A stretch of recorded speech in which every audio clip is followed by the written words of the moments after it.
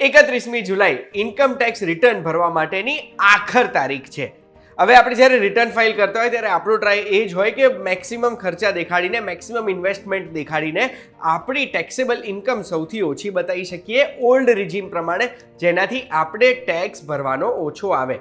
પણ ઘણી વખત એક બે વસ્તુ આપણે ભૂલી જતા હોઈએ છીએ, અને એટલે જ જો તમે જાણવા માંગતા હોય કે કેટલી વસ્તુઓ પર જૂની ટેક્સ રેજીમ પ્રમાણે આપણને ડિડક્શન મળી શકે અને એની મેક્સિમમ લિમિટ શું છે, તો એના માટે ધ્યાનથી સાંભળજો. હું તમને એક વાત કહું.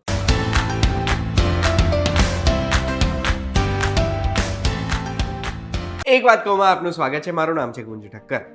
આપણે આપણી ટેક્સેબલ ઇન્કમ ઓછી કરવી છે તો અલગ અલગ સેક્શન પ્રમાણે આપણે કઈ કઈ વસ્તુઓમાં ડિડક્શન લઈ શકીએ એ હું તમને જણાવવા માંગુ છું. તો સૌથી પહેલા સેક્શન 80C આપણા સૌનું ફેવરેટ, જેમાં નોર્મલી આપણે 1.5 લાખ રૂપિયા સુધીનું ડિડક્શન લઈ શકીએ, પણ જો એનપીએસમાં ઇન્વેસ્ટ કર્યા છે તો વધારાના 50,000 એટલે 2 લાખ રૂપિયા સુધીનું ડિડક્શન આપણે લઈ શકીએ છીએ.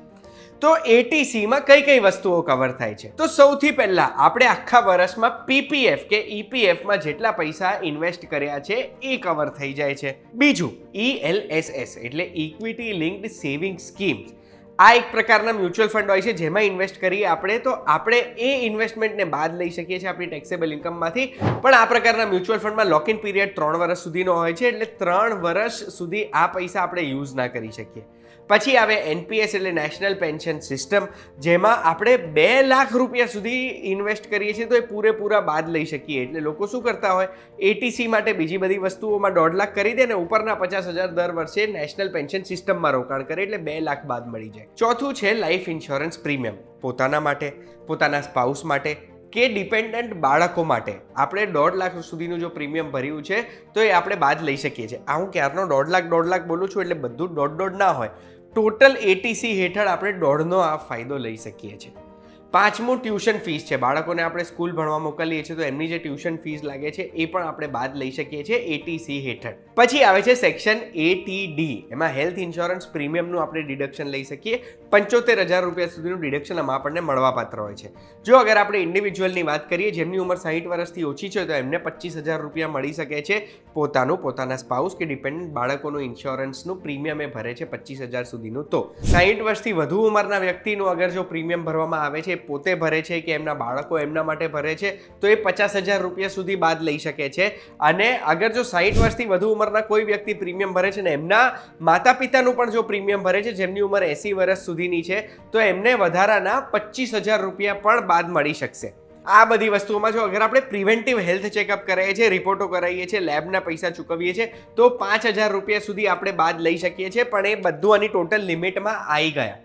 અને એટલે જ ઘણા પરિવારો ફ્લોટર હેલ્થ ઇન્સ્યોરન્સ પ્લાન લેતા હોય છે, જેમાં પોતે અને પોતાના માતા પિતા બધા એકમાં હોય, એટલે ડિડક્શન વધારે મળી શકે. સેક્શન 24 હેઠળ પણ ડિડક્શન્સ મળવાપાત્ર છે, જેમાં આપણે આપણું જે ઘર હોય ને એ ઘરને આપણે ખરીદીએ ત્યારે અગર જો લોન લીધી છે, એના મરમ્મત માટે, રિપેર સમારકામ માટેની લોન લીધેલી છે, કે પછી ફરીથી બાંધકામ કરવા માટેની લોન લીધી છે, આ દરેક સંજોગોમાં આપણે જે લોન લીધી એના ઉપર જે વ્યાજ ભરીએ છીએ ને એ વ્યાજમાં પણ એક લિમિટ સુધી આપણે બાદ લઈ શકીએ છીએ. બીજા એક્સેપ્શન્સની વાત કરું તો HRA હાઉસ રેન્ટ અલાવન્સ આપણને બાદ મળી શકે. ઘણી વખત કેવું થાય કે આપણે જ્યારે કોઈ પણ જગ્યાએ નોકરી કરતા હોય તો આપણને અલગ અલગ હેડ્સ હેઠળ પગાર મળતો હોય છે.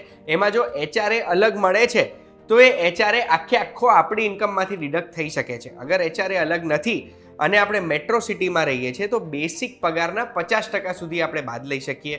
અગર HRA નથી અલગથી મળતો અને આપણે નોન મેટ્રો સિટીમાં રહીએ છીએ તો બેસિક પગારના 40% સુધી આપણે બાદ લઈ શકીએ છીએ. આમાં એવું પણ થઈ શકે કે આપણે એકચ્યુઅલ જેટલું ભાડું ભર્યું છે એમાંથી બેસિક સેલરીના 10% બાદ કરીને આપણે એ રકમને પણ બાદ લઈ શકીએ છીએ.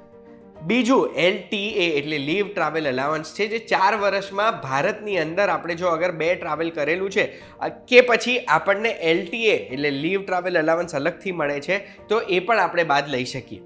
આના સિવાય અલગ અલગ NGOમાં ડોનેશન કરીએ છીએ તો પણ એ રકમ આપણે બાદ લઈ શકીએ છીએ 50%થી 100% સુધીની. એટલે એ પણ આપણે ધ્યાનમાં રાખવાનું.